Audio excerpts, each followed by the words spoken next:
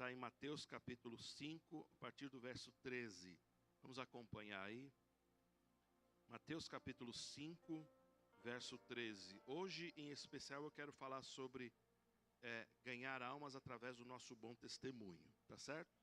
Deus quer que você tenha um bom testemunho, que a sua vida seja um livro aberto, para que as pessoas possam ser ganhas através também do seu testemunho, não somente pela sua palavra, amém? Mateus capítulo 5, verso 13, diz assim: Vós sois o sal da terra. Ora, se o sal vier a ser insípido, como lhe restaurar o sabor? Para nada mais lhe presta, senão para ser lançado para fora e ser pisado pelos homens. Eu peço que deixe o texto na tela, que nós vamos fazer uma exposição hoje de cada versículo, para a gente ir seguindo aí no que Deus quer comunicar aos nossos corações. Feche seus olhos mais uma vez. Vamos orar.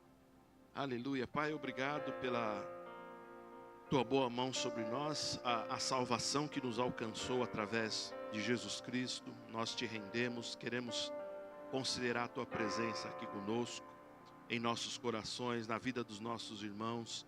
Neste ajuntamento também o Senhor está presente. Nós te rendemos pela boa obra que o Senhor começou em nossas vidas. E segundo o que diz o texto sagrado, o Senhor é fiel para completar até o último dia. Nós queremos nos comportar como cristãos verdadeiros, aqueles que seguem os teus princípios e preceitos. E nós queremos que a nossa vida, como diz o texto, seja o sal da terra, seja a luz do mundo, que nós sejamos testemunho para aqueles que ainda não te conhecem. É a nossa oração sincera em nome de Jesus. E aquele que crê diz amém. Glória a Deus. Esse texto está falando rapidamente, eu quero seguir aqui alguns conceitos. Vamos ver se eu consigo falar tudo para você essa manhã. Tem mais à noite, não é? Mas esse texto ele fala sobre o ser o sal da terra. Ele nos compara metaforicamente ao sal da terra. Você é o sal da terra. Significa que o sal, você sabe que o sal ele dá o quê? O sal dá o quê? Sabor, tempero, né? Mas ele não só faz isso. O sal da terra, o sal, ele também tem uma propriedade curativa. Não sei se você sabe disso, mas o sal também é para curar feridas, né? A gente vai ver que em alguns textos sagrados se colocava sal e azeite para se curar. Então o sal, além de dar o sabor, ele também tem a propriedade curativa. Então ele é para curar. Então Jesus está falando que nós temos uma missão de salgar este mundo, dar o sabor a este mundo, tá certo? Um mundo insosso, um mundo insípido, um mundo sem sabor. Você precisa fazer a diferença onde você estiver. Levanta um pouquinho, fica de pé. Glória a Deus. Levanta, obedeça ao pastor, por favor. Não, Deus vai pesar a mão. Isso, pode sentar. Glória a Deus, aleluia. Isso mesmo, aleluia, amém. Acordou? Glória a Deus. Só porque está de jejum, fica fraquinho. Meio-dia você come de novo, tá bom? Se você não sabe, todas as manhãs de consagração a gente costuma fazer um jejum. A igreja, você faz na Liberdade, de meia-noite, de sábado até o meio-dia de hoje, tá bom? Então, todas as vezes que você vier nas manhãs de consagração, faça um jejum conosco. Isso vai ser muito bom. Glória a Deus. Então, se o sal, ele é aquele que dá o sabor e você é chamado de sal da terra, você precisa fazer a diferença onde quer que você seja. A diferença muitas vezes vai ser traduzida como você ser diferente. Ser até muitas vezes julgado como chato, como alguém, como um ET, como alguém estranho. Mas o que não pode falhar é o nosso testemunho. Você precisa ter sempre um bom testemunho diante das pessoas. E ele diz, se o sal perder o sabor, ou se nós nos comportarmos igual às pessoas, a gente perdeu o sabor. E ele diz assim, não tem mais um trabalho para restaurar o sal. Não existe um processo químico que você consiga fazer para restaurar o sabor. Ele só vai servir para ser jogado fora. A ideia é muito forte. O teu testemunho está ligado à sua vida. O teu testemunho está ligado aonde você se move. As pessoas precisam olhar para você e ver que você tem um verdadeiro testemunho. Mas o texto continua. No verso 14, ele diz assim: vós sois o quê? Leiam para mim. A luz do... Verso 14, vós sois a luz do mundo. Então ele nos compara ao sal da terra e à luz do mundo. Luz do mundo. Quem sabe o que é luz aqui? Ele diz, algumas pessoas sabem. Quem sabe o que é luz aqui? Glória a Deus. Não se pode esconder o quê? A cidade edificada sobre um monte. E nem se acende uma candeia para colocá-la debaixo do alqueire, mas no velador, e alumia a todos que se encontram na casa. Assim, brilhe também a vossa luz diante dos homens, para que vejam as boas obras e glorifiquem ao Pai que está nos céus. Diga amém. Então essa afirmação de Jesus, ela é muito clara, ela é muito direta, ela é contundente. Nós somos o sal da terra e a luz do mundo. E quando a luz... Quando ele nos compara à luz, significa que nós temos uma luz, nós ganhamos uma luz. Deus, em Jesus Cristo, compartilhou a sua luz na minha vida e na sua. Então diga assim, eu sou luz. Diga, eu sou luz, como Cristo é a luz. Amém? Ele compartilhou a luz com você. Olha que está no texto de João 8,12. João, o Evangelho de João 8,12 diz assim: de novo lhes falava Jesus dizendo: eu sou a luz do mundo. Quem me segue, eu pergunto aqui, quem segue a Jesus aqui? Levante a mão. Glória a Deus, alguns não seguiram, eu vou fazer o apelo no final do culto. Quem me segue, ele diz, não andará em trevas, pelo contrário, terá o quê? Terá o quê? Terá o quê? A luz da vida. Então, significa que Jesus, ele é a luz do mundo. Quem o segue, quem o recebeu, quem tem uma aliança com ele, tem uma luz também. Então, você precisa ter uma luz. Então, se o nosso comportamento é igual às pessoas do mundo, o quesito sal está falhando. Se o nosso comportamento é igual as pessoas do mundo, o quesito luz está falhando. Nós precisamos ter uma consciência de que a luz e o sal, eles refletem o que? O nosso bom testemunho diante das pessoas. Amém? Então, nós refletimos a luz dele, e esse texto está falando uma coisa tão linda, você precisa perceber as nuances do texto. Ele está falando assim, que o fato é que a luz vai tirar o quê? Toda a escuridão. A luz, ela vai, onde chegar, vai iluminar a escuridão. É interessante isso, não é? Parece uma coisa tão óbvia, mas é porque as pessoas estão aonde? Na escuridão. Uma pessoa descrente está onde? Na escuridão. Quando a luz chega, ela começa a falar, meu Deus, eu estava em trevas e não sabia. Pois é. E você começa a falar do amor, você começa a entender a tua missão, que é iluminar, que é mostrar o caminho, mostrar a verdade. E ela começa a perceber que você tem o quê? Aquilo que faltava nela. Amém, gente? Amém, irmãos? É impossível, não é? Esconder algo que já está iluminando. É interessante, se você vai dormir no quarto, né? Não sei se você gosta de dormir totalmente no escuro. É o ideal, né? Dizem que o ideal é você ter o seu quarto totalmente escuro. Por isso que o celular tem que ficar longe, não é? Deixa ele fora de preferência. Se você tem suíte, deixa lá no banheiro da suíte, né? Alguns joga no lixo, pega no dia seguinte, é melhor, não é? Mas deixa o celular longe, porque a luzinha do celular, uma luzinha que fica, ela vai atrapalhar o seu sono, além da frequência do celular que não faz bem para a saúde. Mas a questão é que uma luz, quando ela chega, não é isso? É impossível você perceber, é impossível você não a perceber.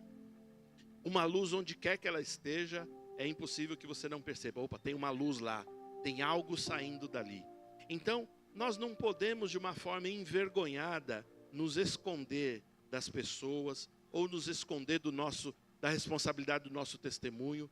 Pelo contrário, a gente precisa se mover. se mover de tal forma, que essa luz comece a afetar a vida das pessoas. Diga amém.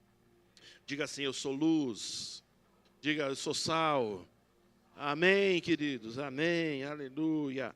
Eu estava falando na terça e na quinta aqui, eu estou seguindo uma série, estou crescendo um pouco no assunto. A gente tem um livro que eu pedi que os irmãos lessem, eu não publiquei ainda no grupo da igreja, mas eu vou colocar. Uma das coisas que a gente usa muito são folhetos evangelísticos. Eu não sei se você já ouviu falar em folheto, mas o folheto evangelístico, ele tem uma característica muito interessante, ele tem uma mensagem muito clara, uma mensagem muito curta, e ele fala justamente da salvação em Jesus Cristo. Então, o pastor comprou alguns folhetos, eu comprei pouca coisa. Comprei 5.000 folhetos, ali tem algumas, os bloquinhos, eu acredito que esses bloquinhos têm 100 folhetos, eu não tenho certeza. Mas, se você quiser pegar aqui, a gente tem bastante ali, tem o carimbo da igreja, se você achar que é legal, colocar o carimbo da igreja para a pessoa procurar. Mas o que nós precisamos fazer é aproveitar todas as oportunidades, amém? Onde quer que você esteja, você precisa falar de Jesus. Uma das coisas que eu tenho insistido nesses dias é que Jesus, ele disse algo muito interessante, ele falou assim, aquele que crê, como diz as Escrituras, do seu interior fluirão o quê? Rios de águas vivas, amém? Quem crê aqui? Quem crê aqui? Aí ele diz, aquele que crê, como diz as Escrituras, do seu interior fluirão rios de águas vivas. Então significa que o rio, ele precisa fluir. Se você crê, a fé em Jesus vai fazer com que esse rio flua. E o motivo de muitas pessoas estarem doentes ou viverem doentes é porque elas represaram uma água que era para fluir. O que o pastor está querendo dizer com isso?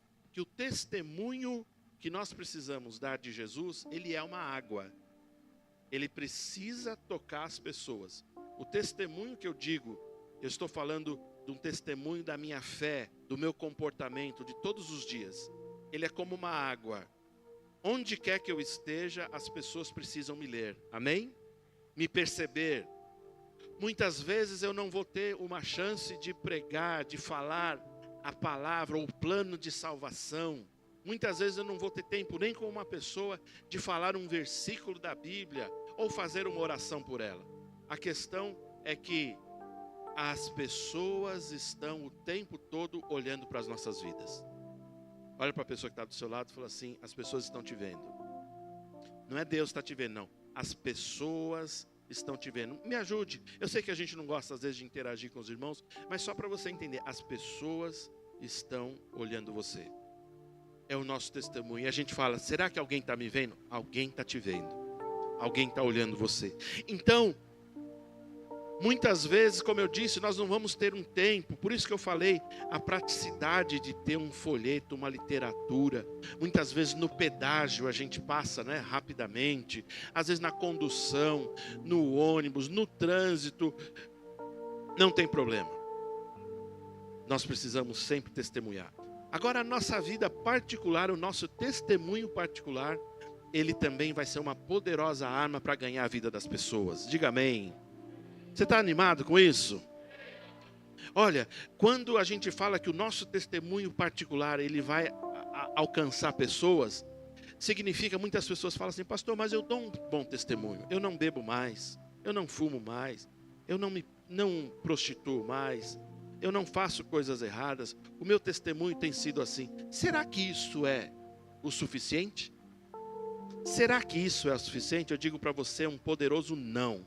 Não é suficiente. Nós vivemos hoje numa sociedade tão doente, que as pessoas precisam ver em nossas vidas o quê? Cura. Eu não estou falando necessariamente da cura física. Também, nós cremos em cura física.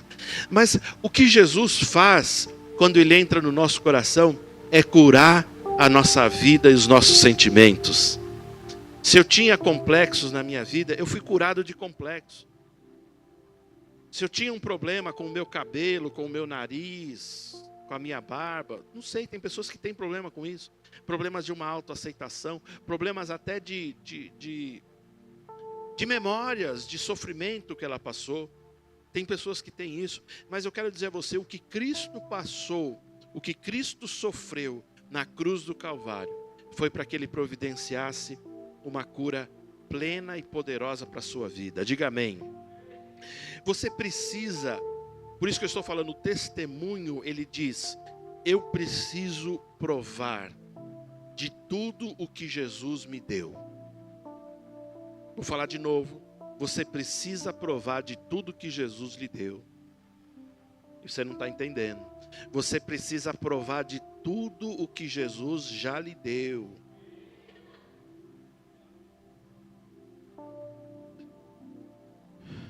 Você precisa ter na sua vida uma prova viva daquilo que Ele fez por você. Você precisa ter sido curado dos seus sentimentos, das suas emoções. E eu posso até entender que isso é um processo na sua vida. Pastor, Deus ainda está fazendo a obra. E eu creio. Não se sinta condenado por isso. Sinta-se abençoado. Mas eu quero que você perceba que isso tem que ser paulatino. Tem que ser um processo poderoso de todos os dias. Precisa acontecer. O caminho do justo, ele é como a luz da aurora, ele vai brilhando mais e mais até ser um dia perfeito. Então Deus precisa completar a boa obra em você. Aí eu pergunto, Deus quer completar a boa obra em você?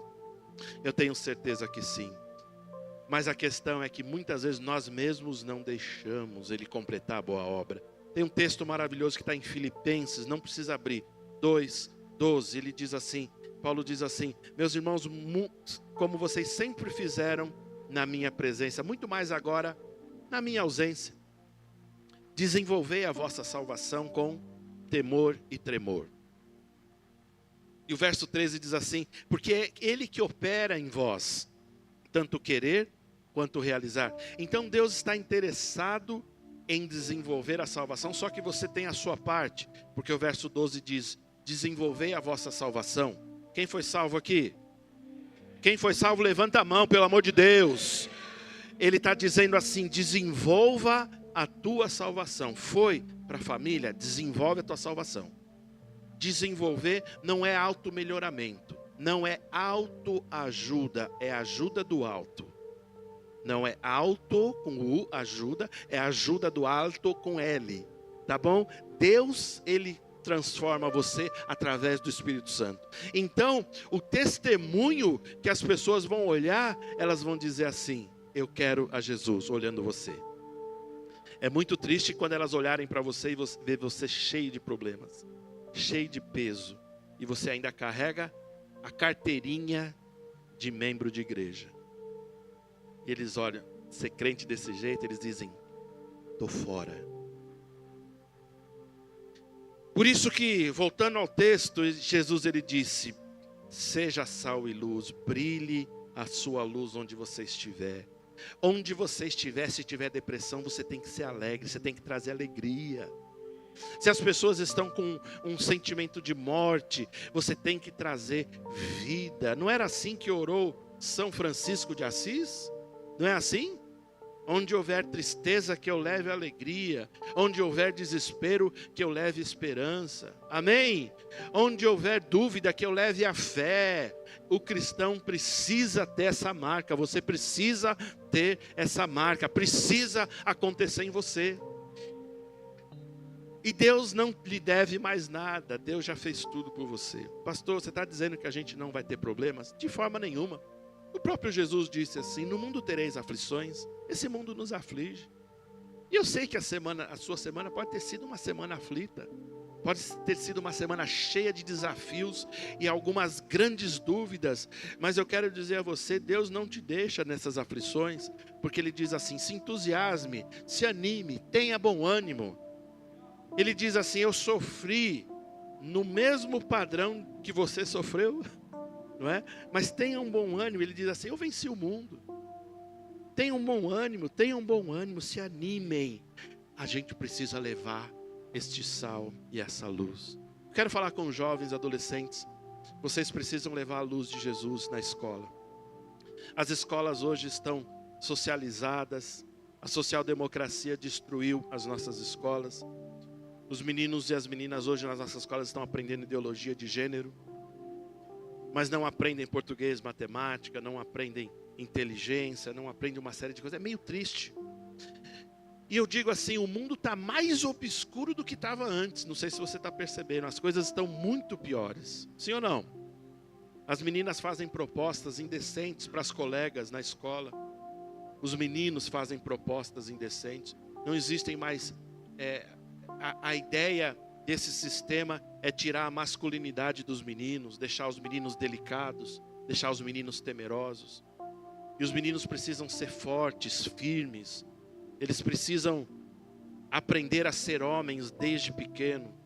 Por isso que você não deve deixar, você que tem filho pequeno, não deixe seu filho em casa. Fala assim, vai para a igreja, eu não estou com vontade. Eu não perguntei se você tem vontade ou não. Venha para a igreja, você que manda. Porque a gente vai formatando os meninos. As meninas de igual forma, elas precisam ser guiadas ou ser instruídas pelas mais velhas, como diz a palavra. Mas eu estou dizendo aos jovens e aos adolescentes, vocês precisam ser testemunhas na escola de vocês. Um amém, glória a Deus. Vocês precisam ter coragem de acender de novo a luz que foi apagada. Começar a ser diferença de novo na vida daquele pessoal. No meu tempo eu fazia culto. Na faculdade a gente fazia culto. Alguns cristãos tinham vergonha, mas a gente não tinha vergonha. E a gente fazia culto para que a gente testemunhasse, nós somos cristãos, nós temos a luz. Que te parece isso? Que parece para você isso? É assustador? Pois é o que Deus tem para a minha vida e para a sua vida. Nós precisamos ser, irmãos, fazer a diferença.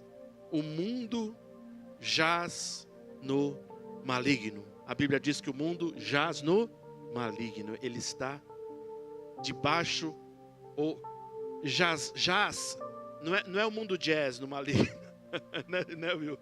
Não é o mundo toca jazz no maligno, não. O mundo jaz significa jazer, ele está enterrado, ele está num jazigo, ele está morto no poder do maligno. Aí eu pergunto a você, os crentes estão debaixo do poder do maligno?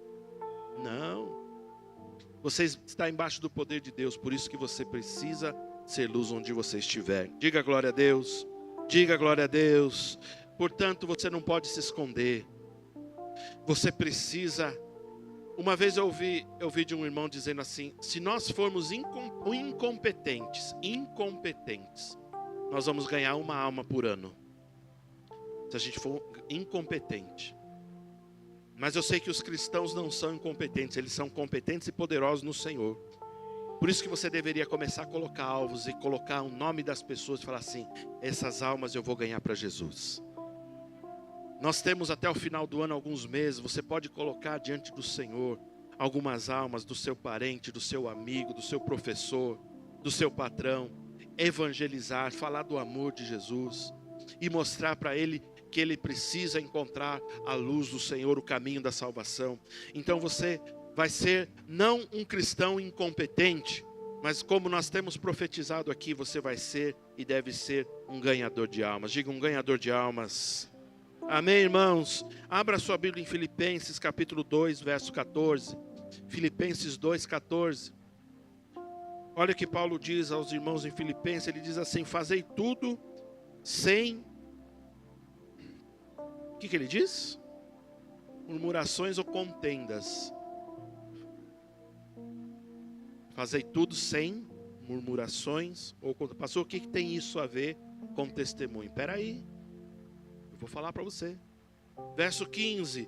Para que vos torneis irrepreensíveis e sinceros, filhos de Deus.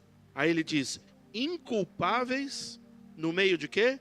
De uma geração pervertida e corrupta, na qual resplandeceis como luzeiros no mundo. Meu Deus, que texto é esse? Ele está falando para os cristãos terem um estilo de vida que não seja de murmurar. Você não pode murmurar. O que é murmurar? Reclamar. Reclamar baixinho, ficar reclamando, fazer aquela cara feia. A pessoa fala alguma coisa, o seu pastor fala alguma coisa, a autoridade fala alguma coisa, você fala assim, você não precisou falar, mas você fez uma expressão. Ou você fica falando, nossa, que coisa, que eu não quero fazer isso, mas que chatice. E a situação no país está complicada e a gente muitas vezes, a nossa alma é levantada a murmurar, a reclamar. Mas você sabe que o cristão tem que ter uma postura diferente? Porque a Bíblia diz que nada nos falta e nada vai nos faltar. E ainda que os montes caiam, ainda que o mar se ruja, ainda que as bases da terra estremeçam, a gente tem um Deus, uma rocha firme que nunca vai nos abandonar. Então nós não temos o direito de murmurar. Eu estou treinando você porque eu sei que muita gente não lhe fala isso.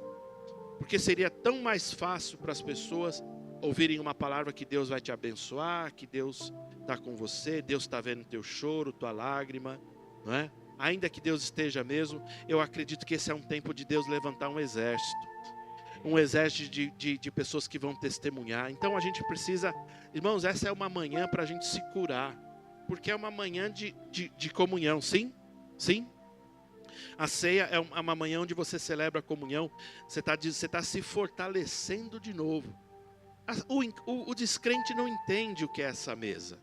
A gente tem que trabalhar para que ele entenda e venha compartilhar da mesa. Mas para o cristão é uma manhã de reconciliação, é uma manhã de fortalecimento, é uma manhã onde você refaz os teus laços para com Deus, é uma manhã onde você pede perdão de ter murmurado, de ser um reclamão, e ele diz, fazei tudo sem murmurações. Aí ele fala, nem contendas, porque o cristão não pode contender, ele tem que fazer de tudo, de tudo. Irmãos, aqui, esse é o instrumento onde a gente recebe as pessoas.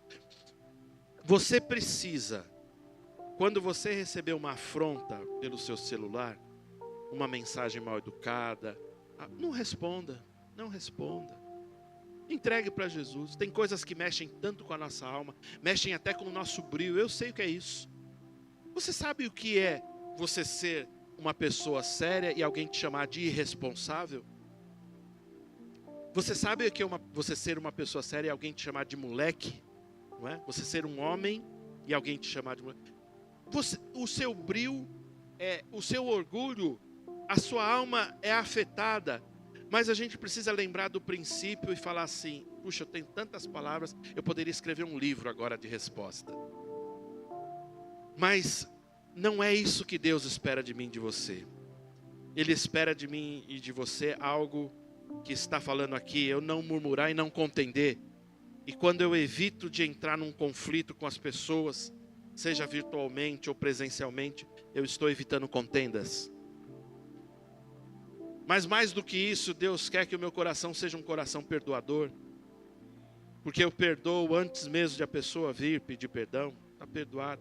Porque se eu não fizer isso, se eu não liberar o meu coração, eu não consigo caminhar a minha vida. Então a Bíblia diz, não murmure, não contenda com as pessoas. Irmãos, tem gente te olhando, tem gente te vendo o tempo todo. Eles dizem aqui, fulana, crente, fulano, cristão. Não creio não. Nós somos os maiores culpados desse mundo não se converter a Jesus, porque a gente falha no nosso testemunho. Nós somos aqueles que têm medo, nós somos aqueles que reclamam, nós somos aqueles que na segunda-feira chegamos cheio de problemas, carregados. E a questão é que se houvesse uma forma de a gente esconder os nossos podres conosco mesmo, seria uma coisa até menos ruim. Mas a questão é que as pessoas veem, as pessoas estão nos lendo. O teu familiar está te lendo o tempo todo. E ele fala assim, a tua fé não te mudou nada. Às vezes ele não está falando isso, mas com a linguagem corporal ele está falando, a tua fé não trouxe nada de novo para a sua vida. Agora eu quero dar uma boa notícia para você não ficar triste comigo, e nem com essa palavra.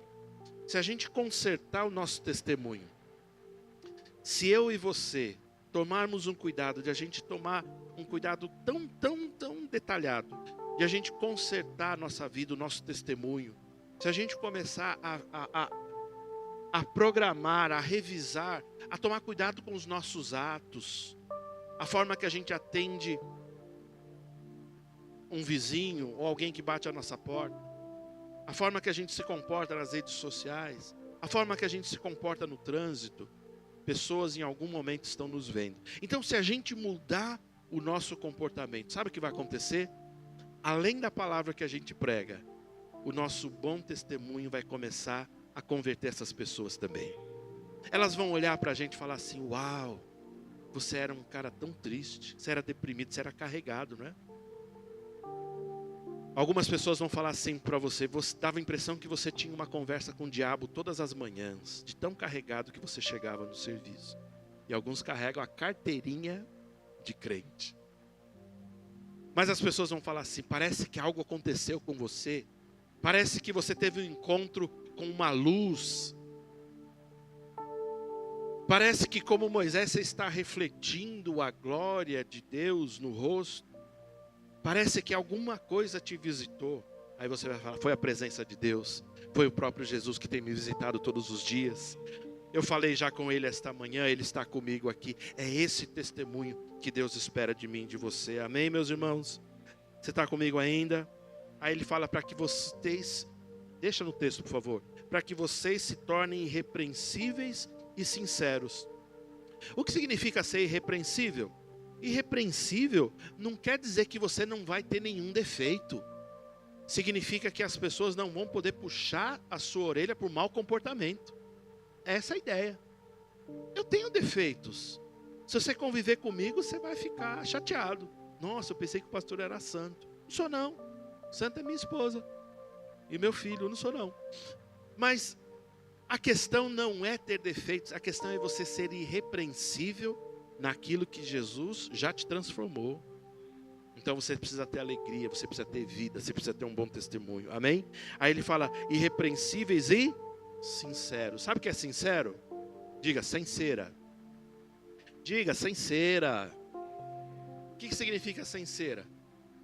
É alguém que não é falso, alguém que não é hipócrita, alguém que não fica inventando coisinha, conversinha, alguém que não é de um jeito com você e quando vira as costas é diferente. Nós precisamos ser irrepreensíveis e sinceros. Do jeito que eu lhe trato aqui, eu lhe trataria sem você estar te vendo, né? Eu já falei muitas vezes: você é assunto da minha mesa quando eu estou almoçando. Você sabia disso? Você é assunto da minha mesa lá, e a gente conversa lá na nossa mesa de almoço. Eu sei que a sua orelha direita queima, não a esquerda, porque eu estou falando bem. Eu estou brincando com você. Orelha não queima quando a gente está falando de alguém. Mas quando você é assunto da minha mesa, a gente está lembrando das boas coisas que você faz, das boas obras e o quanto você é precioso para o corpo de Cristo. Amém, irmãos? Então ele diz: seja irrepreensível e sincero. Aí ele fala: filhos de Deus. Olá, irmão. Para ficar por dentro de nossas programações, acesse a nossa conta no Instagram, @verbovilaré. Clicando no link que está na biografia, você será redirecionado ao canal da nossa igreja no YouTube. Se inscrevendo lá, você tem acesso às transmissões ao vivo e gravações das pregações anteriores. Você também pode nos encontrar no Facebook procurando por Verbo Vila Ré. Curtindo e seguindo nossa página, você acompanhará cada evento da nossa família Vila Ré. Recomendamos que você interaja com as nossas publicações, promovendo o engajamento das redes sociais a fim de que a palavra chegue a outras pessoas. Obrigada e boa navegação!